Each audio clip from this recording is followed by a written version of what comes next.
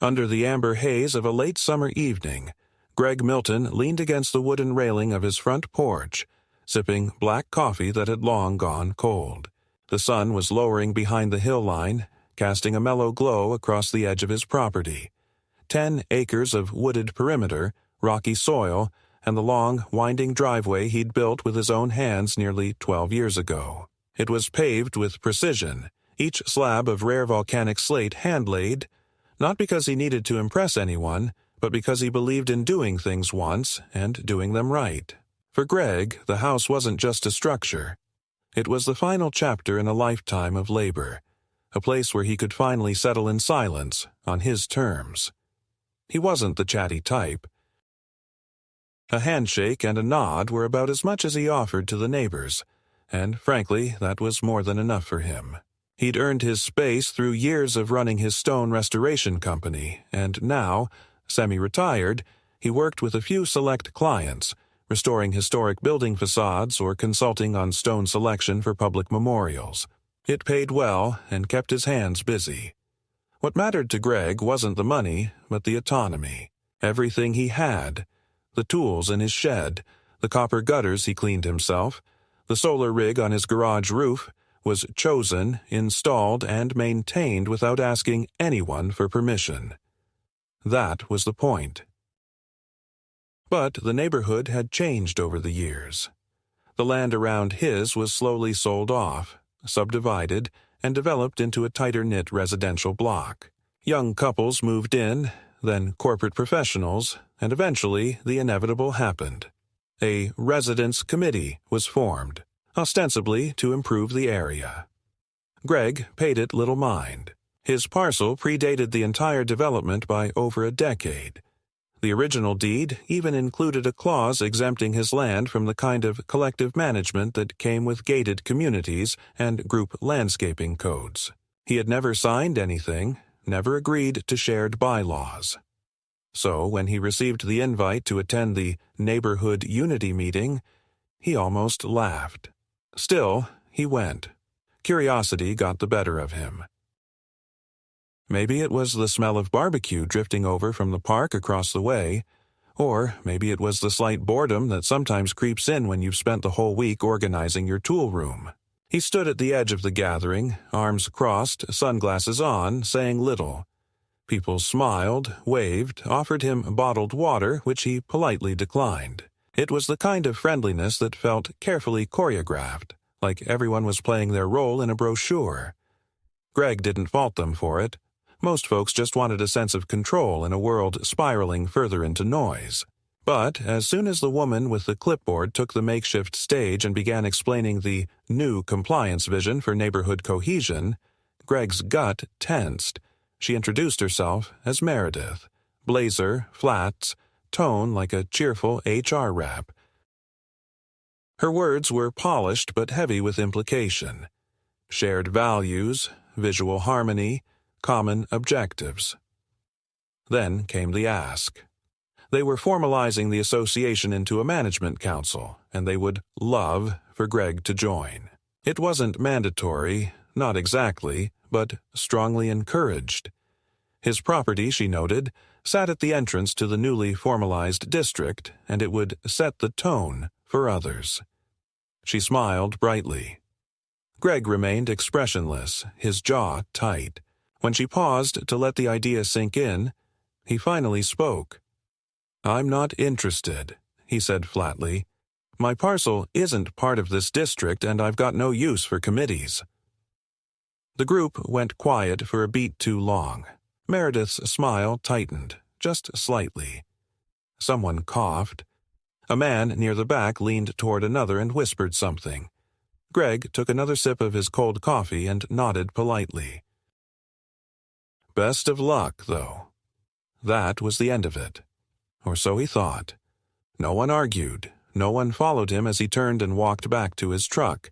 But there was a subtle shift in the air as he left. He could feel it, the way an experienced sailor senses pressure change before a storm. Something unspoken had occurred, something that had very little to do with shared mailboxes or lawn aesthetics. As he pulled into his driveway and the last bit of sunlight scattered across the stones he'd laid himself, Greg couldn't shake the weight of Meredith's final words to him, delivered in that sweet, rehearsed tone of hers. "Well, perhaps you'll reconsider when things start aligning." It was the silence that first signaled something was wrong. Greg woke up just after 6, as always, his internal clock set without the need for alarms.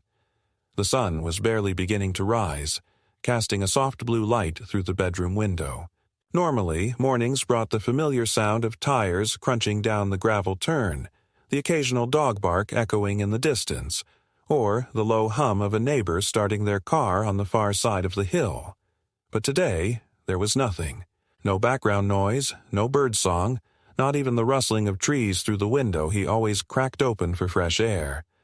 Greg stood up, stretched out his shoulders, and moved to the kitchen, where the coffee maker hummed dutifully to life. Routine kept things grounded. He poured his mug and stepped outside with a yawn, expecting the usual view.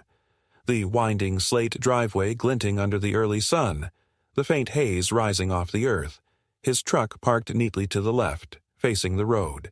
Instead, what greeted him nearly made him drop the mug. The driveway was unrecognizable. Where once lay the carefully patterned dark stone was now a grotesque smear of black sludge and shattered remnants. The entire stretch of slate had been coated with what looked like an oily chemical compound, thick and uneven, pooling in the seams. Several stones were cracked clean through, while others had erupted, curling upwards like burnt paper. The scent hit next, sharp, industrial, chemical, with a hint of something metallic, like rust mixed with diesel. Greg stepped forward in disbelief, kneeling slowly, touching one of the fragments. It crumbled at his touch. The once sturdy slate turned to flaking shards, almost like volcanic glass that had been flash-cooled and shattered. His truck, parked halfway up the drive, had sunk slightly on the left side, the rear tire flattened not by air loss, but by damage. Greg circled it and saw the rubber on both front and rear left wheels appeared eaten through, warped and blistered from contact with whatever substance had been applied. He crouched, examining the edge of the driveway. The grass nearby was burnt, curling at the ends and discolored like it had been torched in patches. This wasn't just vandalism. This was deliberate, measured destruction, the kind of thing done by someone who knew what they were applying and why. Someone who wanted to send a message. There were no tire tracks, no footprints, no obvious point of entry. Whoever did this had come in silently, maybe on foot, maybe under the cover of early morning, and had vanished just as quietly. Greg walked back into the house, wiped the black dust from his hands with a cloth, then picked up his phone and made 2 calls. The first was to Nathan Carter, his longtime attorney, a sharp-tongued real estate lawyer who handled Greg's contracts, zoning disputes, and every ugly bureaucratic nuisance he couldn't stomach himself. The second was to a claims adjuster from his insurance provider. He knew the woman assigned to his policy personally. He didn't call the police. He'd learned from experience how little they did in cases like this. No surveillance, no forced entry, no witnesses. It would be written up as a civil matter, maybe logged as criminal mischief if he pushed. But he didn't need a shrug and a file number. He needed evidence, documentation, leverage. Damage this specific and targeted wasn't random. And something about the timing, less than 12 hours after he publicly declined to join the neighborhood council, was too precise to dismiss. By 9:30 a.m., both Nathan and the adjuster were on site. Nathan arrived in a Navy SUV, suit jacket over one shoulder, eyes already scanning the ground. The adjuster, Jessica, wore jeans and boots, camera strapped to her chest, clipboard in hand. Greg didn't say much at first. He simply pointed to the driveway and watched as they each processed it in their own way. Nathan with calculated frustration, Jessica with professional distance.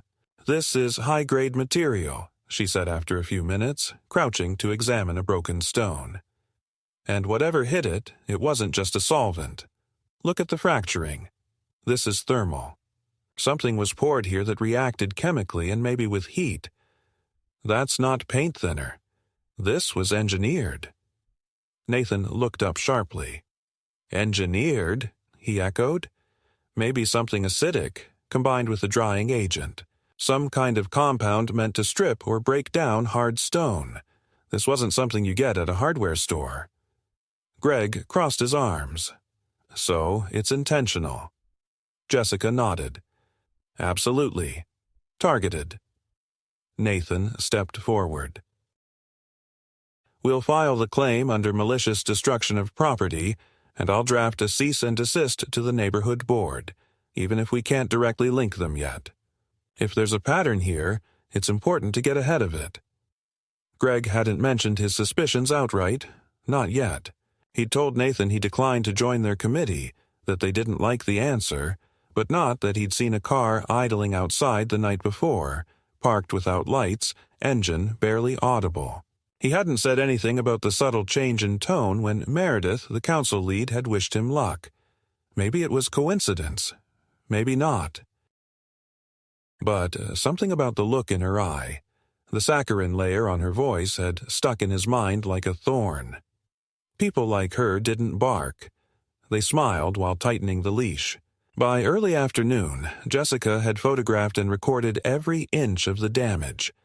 She packed up with a promise to push the claim up the chain, though she warned him not to expect a quick turnaround. Chemical damage of this type often triggered secondary inspections.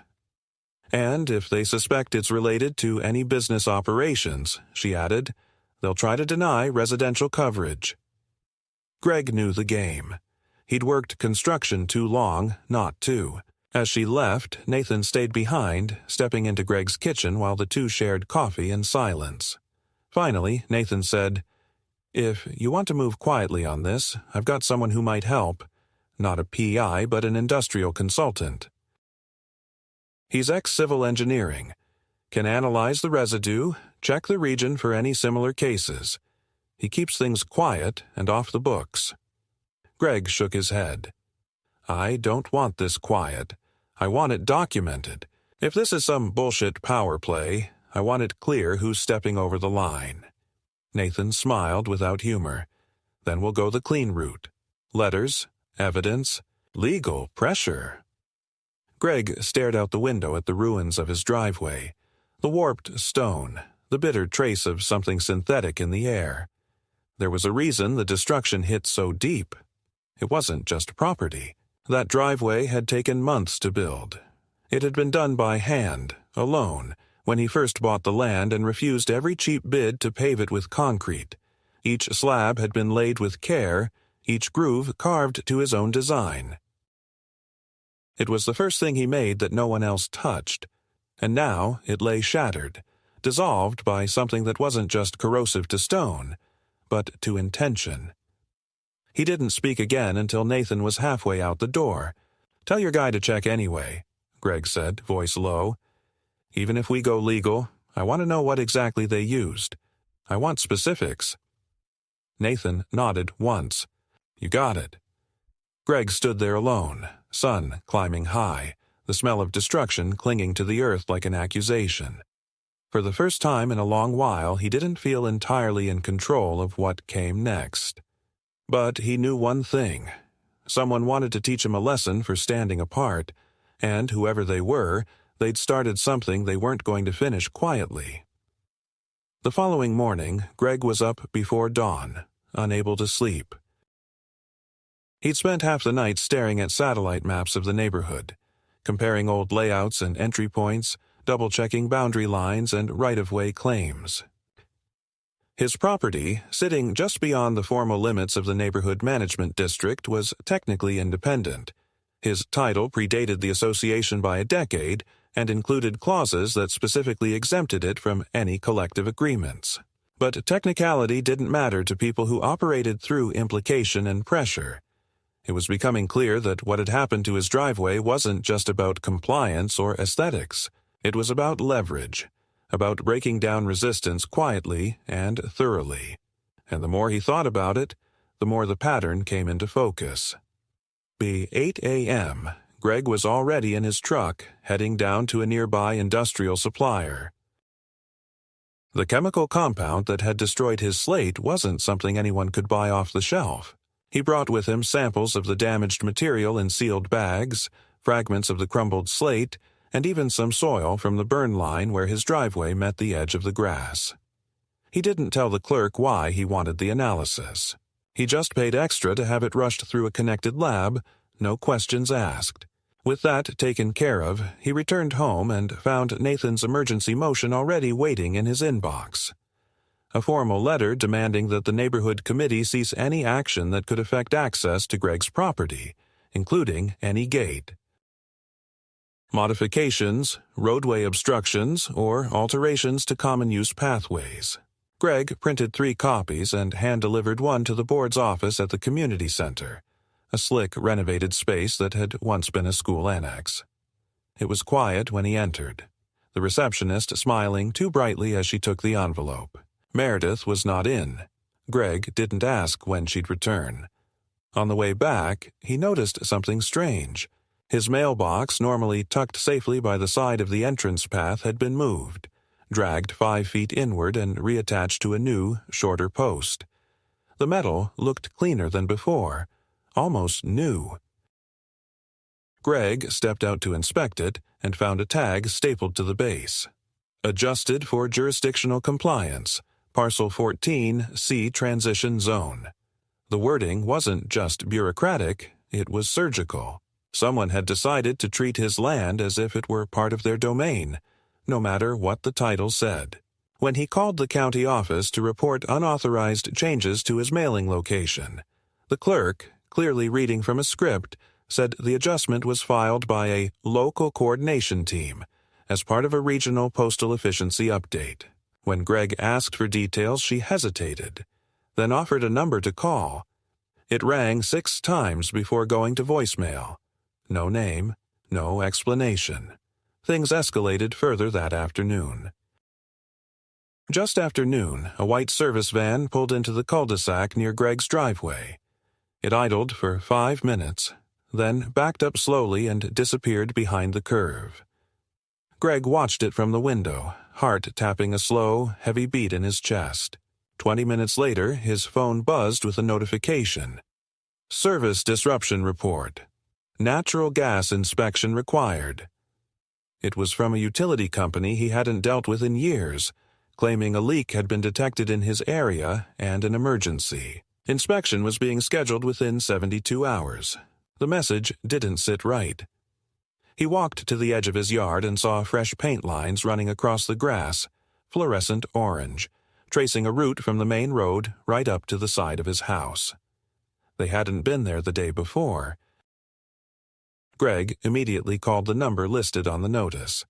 A woman answered and politely explained that the inspection request had come through a consolidated risk database, flagged by a partner agency.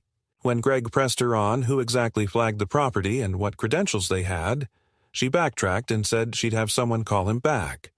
He never got that call. Instead, an hour later, someone knocked on his front door. It wasn't Meredith or anyone from the board. It was a stranger, middle-aged, clean-cut, wearing a corporate windbreaker with a company logo Greg didn't recognize. The man introduced himself as Ross, said he worked in adjacent development planning, and asked if Greg had a few minutes to talk. He claimed to be conducting a survey on behalf of a regional developer, mapping out potential infrastructure expansions and green zoning opportunities. Greg didn't say a word at first, just stared at the man who looked unfazed, as if he'd been ignored by property owners before. Finally, Greg asked him what his survey had to do with private land. Ross smiled like a teacher talking to a slow student. Well, technically, your lot falls under a transitional corridor defined in the 2023 overlay, he said. We're just doing outreach, letting folks know about possible options in case of regional integration. Helps keep things smooth. Greg stepped closer, not threateningly, but deliberately. There is no corridor, he said. And you're standing on private land. If you're selling something, you need to leave. If you're here to assess something, you need paperwork. You got either? Ross's smile didn't waver. but the confidence behind it cracked for a second. He apologized and left without pushing further. Greg watched his sedan disappear down the main road.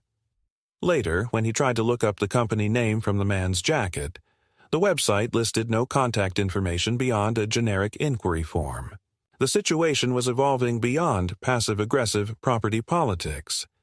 This was now coordinated pressure, legal ambiguity, physical interference, and professional intimidation, all designed to corral, exhaust, and ultimately force him to concede. But Greg wasn't built for conceding. He wasn't impulsive, but he was stubborn in the marrow. That night he rechecked the perimeter of his land, walked the full stretch of fencing, and took photos of every corner and marker. He documented the new paint lines, the mailbox relocation, and the scorch lines that still clung to the edges of his ruined driveway. Then he locked every door, turned off the lights, and sat at his kitchen table with a notepad, listing every incident in sequence, every visit, every name. They were pushing harder now, and he didn't know exactly who they were yet, but he knew what they wanted. They wanted him gone, or quiet, or compliant. Didn't matter which. They didn't do it with police or letters or legal notices. They did it with structure changes, infrastructure sabotage, and plausible deniability. They wanted his ground to feel less like home and more like contested territory. Greg wasn't going to let that happen. He wouldn't start a war. But if they wanted one, he'd make damn sure it wasn't on their terms. 2 days passed, each one quieter and more strained than the last. Greg didn't make any outward moves. He didn't call anyone. He didn't answer the phone, even when it rang from numbers he recognized. He didn't leave the house except to walk the perimeter and check for new disturbances, new violations, new signs that someone had stepped where they didn't belong. He waited, because that's what they expected him not to do. They expected escalation. He gave them stillness instead. But beneath that calm, everything in him churned. He wasn't just angry, he was calculating. He knew that one wrong step, one outburst, one reactive decision could turn the narrative against him. He'd seen it before, how easily control could be taken away by allowing someone else to dictate the tempo. So he observed, he documented. He plotted. On the 3rd day, the package arrived. There was no return address, no shipping company label, just a small box left neatly on the center of his porch early in the morning. He spotted it as he opened the door to grab the newspaper. At first glance, it looked harmless, maybe even like a belated delivery from one of his suppliers. But as he picked it up, he noticed 2 things. First, it was unusually heavy for its size. And second, the paper wrapping was sealed with a type of clear tape that had tiny red fibers embedded inside it. Security tape, the kind typically used by evidence lockers or high-value transit services. Greg brought it inside, placed it on the table, and stood over it for a full minute before cutting it open. Inside was a sealed plastic bag containing a sample vial filled with dark liquid, the same color and consistency as what had destroyed his driveway. Alongside it was a USB drive and a printed page. No header, no signature, just a message typed in a plain serif font. You were right to request analysis. This was designed to degrade. It's not public, not legal. Use it wisely. Greg stared at the note, heart pounding, not from fear, but from the sharp pivot this represented. Someone was watching, yes, but not everyone was playing on the same team. Someone on the inside wanted him to know just how serious this was, and they were taking a risk to let him in on it. He inserted the USB drive into a clean laptop he kept offline for sensitive work. The folder contained several items, a set of technical diagrams labeled with coded designations, internal memos from a company called AgroSyntech outlining field trials for urban soil destabilization polymers, and a procurement document listing the chemical agents used in the compound that had been poured on his driveway.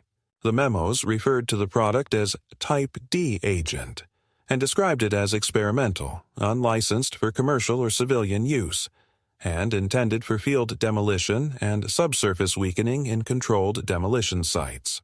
This wasn't anything anyone could buy off a shelf. This was black-level contractor-grade chemical weaponry, developed under the radar and far outside the bounds of consumer law. The document trail was damning, and Greg knew it. He immediately called Nathan and scheduled a meeting in person. No phone updates, no email attachments. When they met, Greg laid it all out on the table. Nathan's face didn't change much. He was trained not to show surprise, but his knuckles whitened slightly around his pen. He said they had two options. First, turn the materials over to a regulatory agency, file a formal whistleblower report, and push for a full investigation through environmental safety channels. That route, Nathan warned, would be long, bureaucratic, and full of stonewalling from agencies with budgetary ties to the very companies being accused. It might also result in Greg being smeared as a fringe activist or disgruntled homeowner with an axe to grind. The second option was riskier, but potentially faster. Leak the documents to a third-party industrial firm with a history of litigation against AgroSyntech and let them run with it anonymously, while Greg continued building his own legal shield. Greg didn't need time to think. He chose the second option. He wasn't interested in dragging this out for years while corporate lawyers and state compliance officers passed papers back and forth. He wanted pressure. Immediate, visible pressure that would force whoever was behind this to either back down or overplay their hand. Nathan made the call that afternoon, contacting a firm in the Northern District known for class action environmental cases and aggressive forensic investigation. Within hours, encrypted files were transferred, and Greg's driveway became the opening shot in a potential lawsuit that could span multiple states. But that was just one front in the fight. The next morning, Greg received a letter in his mailbox, this time bearing an actual return address. It was from the local planning commission, informing him that a complaint had been filed against him for unauthorized water redirection infrastructure. According to the letter, an inspection had determined that a series of underground drainage channels on his property, installed legally years ago to divert seasonal runoff, were interfering with the broader watershed flow of the community. The accusation was laughable, but it was also dangerous. If left unchallenged, it could open the door to forced excavation or fines significant enough to warrant legal action. Greg didn't respond with anger. He simply pulled out the original permits, dated and signed by the county engineer, and walked them into the planning office in person. He requested a formal retraction and demanded that the name of the complainant be added to the public file. When the clerk hesitated, citing privacy rules, Greg reminded her, calmly but firmly, that anonymous zoning complaints were not enforceable without a secondary inspection, and that he was prepared to escalate this as harassment if necessary. The file was amended that day. Later that afternoon, a new figure arrived on his property, this time not posing as a surveyor or service technician. A tall, suited man, accompanied by a woman in business casual attire, introduced himself as representing a Community Reinvestment Consortium. He claimed that his organization had recently acquired rights to develop auxiliary green corridors in the region and that Greg's parcel sat adjacent to a proposed ecological alignment zone. He used phrases like eco-integration, landscape harmony, and shared natural flow. But the tone beneath the language was familiar, heavily coded coercion, dressed in sustainability buzzwords. Greg listened politely, asked if their plans required any formal acquisition or right-of-way petitions. When the man said no, Greg told him plainly, "Then this conversation is over. Don't come back unless you have legal papers or a warrant." By now, even Greg's most diplomatic neighbors had stopped waving. One elderly couple who used to chat with him during morning walks no longer made eye contact. Children who played near the corner house were now kept inside, even on sunny afternoons. Word had gotten around that Greg was difficult, uncooperative, possibly under investigation. Someone had been quietly poisoning the well, socially and professionally. Yet Greg refused to react. He continued repairs on the driveway, this time using a reinforced composite blend resistant to corrosion. He hired contractors from outside the region and paid in cash, not because he was hiding anything, but because he didn't want to give the opposition any more access points. He installed additional lighting along the edge of his property, not floodlights, just smart perimeter beams linked to motion sensors. No guns, no traps, no theatrics, just clarity. He wasn't preparing for war. He was preparing for a long, grinding siege, and he was doing it without losing control of the narrative. No outbursts, no complaints filed without evidence, no escalation without justification, just quiet, methodical resistance. But even Greg, with all his composure, couldn't deny the shift in atmosphere. What had started as pressure to join a council had become something more sinister, something coordinated, strategic. And now that he had proof, now that he knew they had used illegal compounds, tampered with infrastructure, manipulated municipal departments, he wasn't just a target. He was a liability, a witness, an obstacle that couldn't be ignored. The war was no longer about a driveway. It was about whether Greg would be the last man standing between a powerful machine and complete, silent control. And that meant the next move would be the boldest yet. Greg had learned to live in a state of quiet vigilance. Every sound beyond his windows was evaluated. Every car that slowed near the entrance to his property scrutinized through the blinds, and every envelope in his mailbox opened with cautious hands. This wasn't paranoia, it was discipline. He wasn't afraid, not exactly, but he had accepted that fear and caution were different things.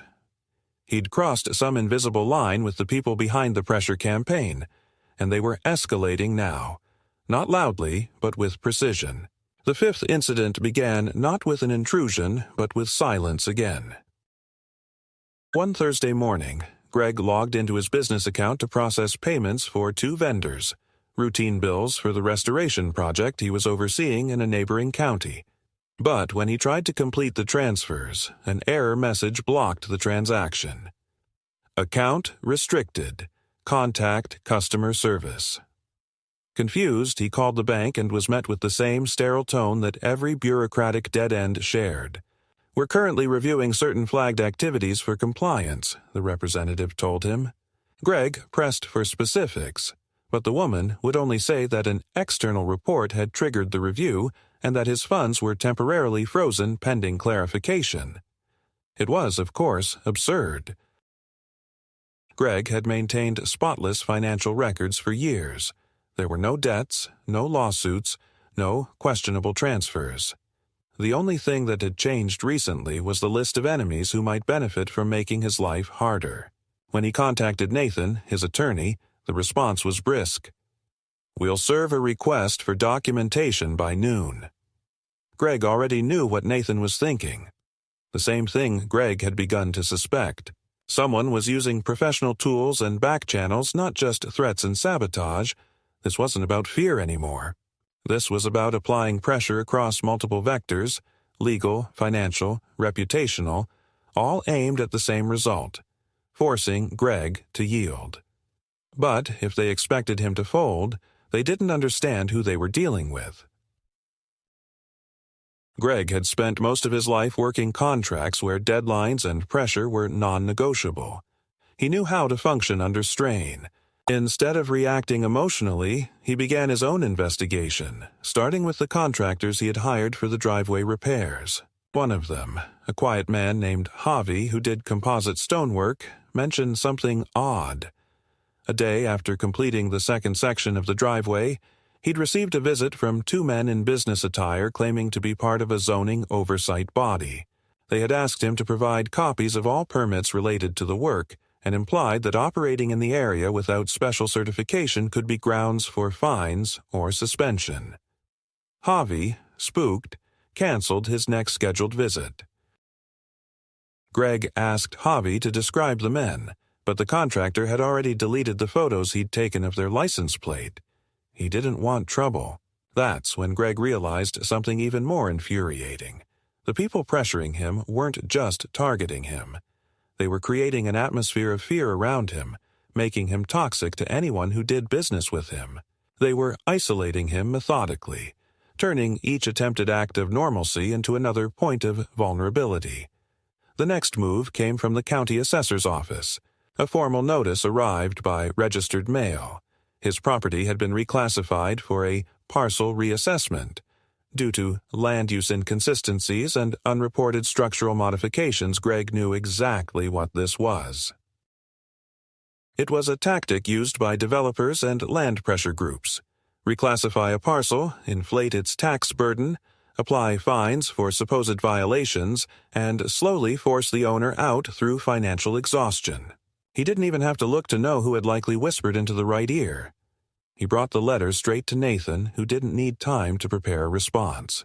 They filed an appeal within 24 hours, along with evidence of compliance and photos proving the so-called structural modifications were nothing more than temporary scaffolding used during his stormproofing upgrades 2 years earlier. But while Nathan worked the legal angle, Greg took a different path.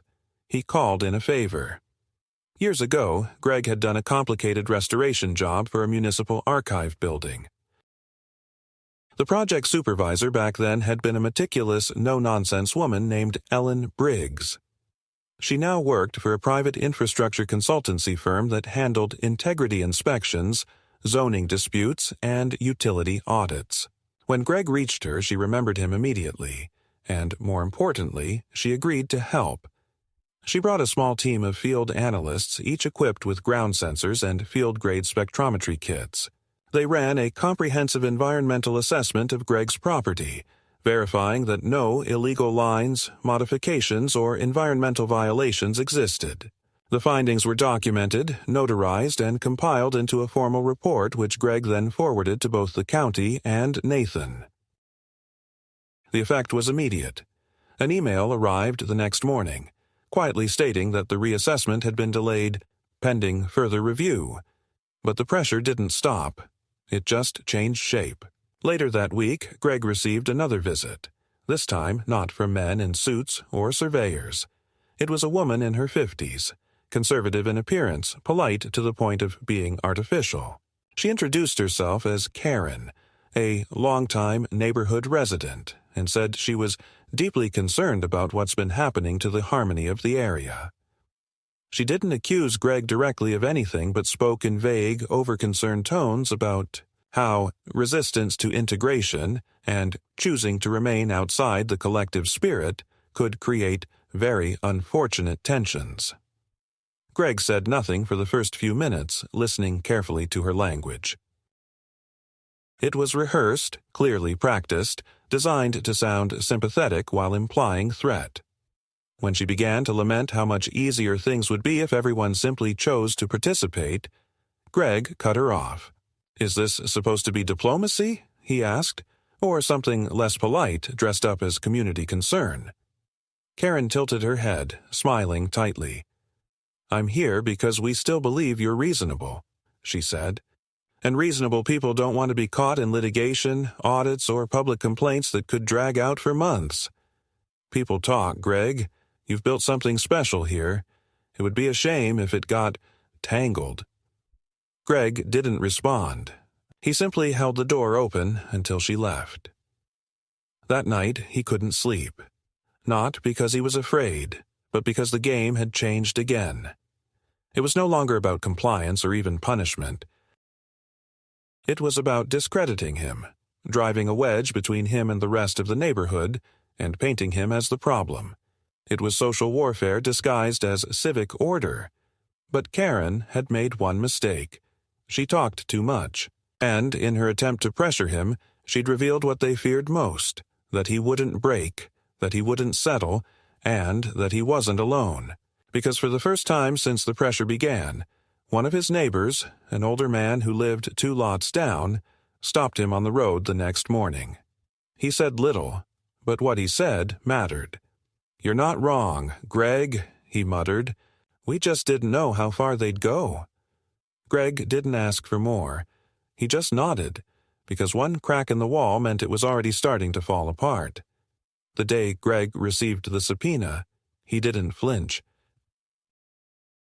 By then, he had grown accustomed to the tempo of pressure, soft pushes, indirect threats, strategic isolation. But this time, it wasn't vague. It was legal, official, and deliberate. The document was cleanly typed, stamped, and delivered by a county courier who looked apologetic even as he handed it over. The suit alleged non-compliance with shared utility access agreements and interference with public works infrastructure. Greg read through it twice at the kitchen table without touching his coffee. The language was dense, but the intent was unmistakable. This was the first formal shot in what they hoped would be a draining legal war. They wanted to box him into a corner, burn through his resources, and frame him as a combative landowner who was endangering community safety by refusing to cooperate with modernized service grids. But what they didn't know, or had underestimated, was that Greg had been preparing for this moment since the first stone on his driveway cracked. His files were organized, his documentation precise, his timeline of events cross-referenced and legally sound. He met with Nathan that afternoon in a downtown office that smelled of cold coffee and legal ink, and they mapped out the response. Nathan wasn't surprised. "This isn't about winning," he said. "It's about fatigue. They want to drown you in paperwork until you either cave or slip." Greg replied without hesitation. "Then we don't slip." What neither of them expected was the escalation that followed. 3 days after the suit was filed, Greg's address was flagged on a Public Development Review Board document. The meeting was set for the following week. The agenda item, hidden halfway down the page, was labeled Discussion on Annexation Options and Corridor Adjustments. It was the bureaucratic equivalent of a land grab. If passed, it would give the local council a mandate to vote on incorporating Greg's property into the official development grid. That meant jurisdiction, fees, and bylaws, all without his consent. The plan was ambitious, risky, and would have been quietly approved if not for one thing. Someone leaked the agenda to the litigation firm Nathan had engaged weeks earlier. The firm, now preparing to file suit against AgriSyntech for environmental violations, recognized the language immediately.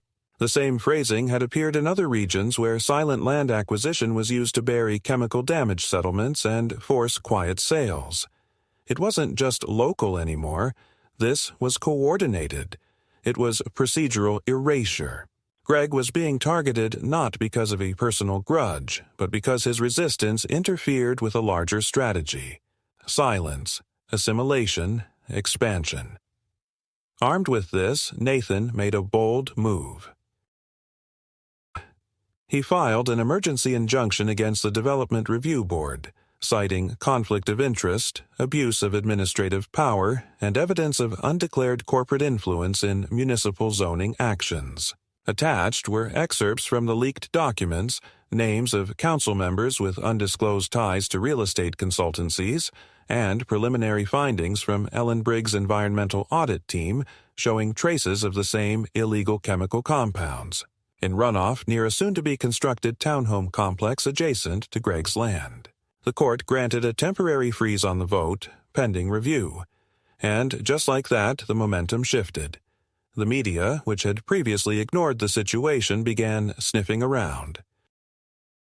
A quiet reporter from a regional journal contacted Nathan for comment.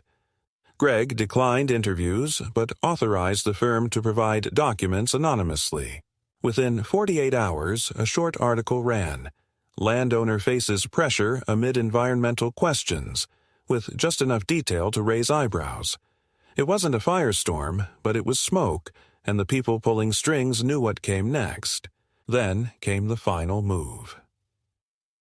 Late one night, Greg was sitting at his kitchen counter, the silence around him broken only by the low hum of the refrigerator and the occasional rustling of wind outside. His phone buzzed. A message. Unknown number. No words, just a video. It was shaky footage, poorly lit, shot from a distance, likely through a windshield. But it was clear enough. It showed two men in high-vis vests moving along the tree line at the back edge of his property near the stream bed. One carried a canister. The other appeared to be digging or marking the ground. Then they vanished into the woods. The timestamp was from that very night, less than 20 minutes ago. Greg stood slowly, grabbed a flashlight, and moved out the back door without turning on the porch light. He didn't go charging into the woods. He simply made a wide circle around the area, scanning, listening. He didn't find them. They were long gone. But what he did find was a shallow trench near one of his water diversion barriers. And just beside it, buried under some loose soil, a small pressurized container. He didn't touch it. He just stood there for a long time, staring at it. Heartbeat steady but slow and heavy. By morning, the forensic team from Ellen's consultancy was on site. They handled the container with care, confirmed its contents, and filed a report. Another unregistered industrial polymer likely meant to contaminate the drainage system slowly over time. It would have taken months to fully poison the runoff, but once it reached the shared water table near the development site, the result would have looked like natural seepage, a convenient excuse to condemn Greg's land for public safety.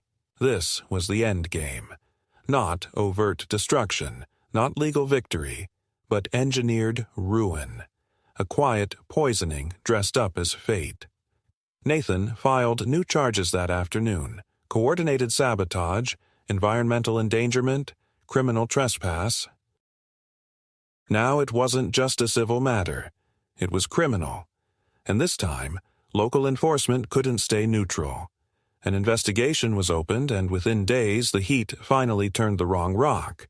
A subcontractor affiliated with one of the consulting agencies listed on the review board rolled over.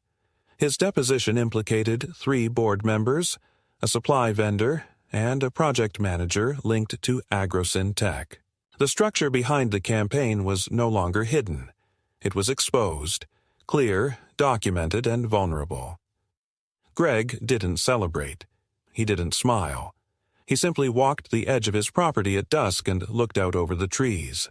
He didn't feel like he'd won. He felt like he'd survived. And in this kind of war, survival was the sharpest kind of victory. Weeks passed, and though the formal investigations were now in motion, Greg knew better than to think it was truly over. The air had changed, slightly, but not entirely. The whispers had quieted. The cars that once slowed in front of his property now passed without pause. The meetings stopped, the mail returned to routine, and the inbox no longer filled with subtle threats disguised as notifications. But Greg didn't interpret the calm as peace. He knew this kind of silence. It was the kind that followed exposure, not repentance. They weren't done, they were only adjusting, recalibrating their strategy after being caught. But for now, the siege had broken. The lawsuits proceeded, not fast, but steadily. Names were named. Documents surfaced. Depositions grew teeth. Some local papers picked up the threads, reporting on land coercion efforts in the county, hinting at broader collusion networks between zoning boards and contractors. Greg's name was mentioned sparingly, but with a respectful distance. He was the one who held. Not the victim, not the hero, just the one who didn't bend. That was fine by him. He wasn't chasing headlines. His driveway had been rebuilt. The trench near the stream was sealed and armored. His finances were unfrozen, his reputation intact among those who mattered. He kept things simple, worked on his own terms, met with Nathan only when necessary, and spent his evenings walking the perimeter, the same routine as always, only now with sharper eyes. One evening, as the sun dropped behind the ridge and the shadows lengthened across the stone path, he noticed something new. An envelope taped quietly to the inside of his gate. No markings, just a short handwritten message on stiff paper. You were supposed to be the first. Others will follow. Not everyone fights. He read it once, then burned it in a tin can beside the shed. No calls, no escalation. Just quiet acknowledgement. They hadn't learned, or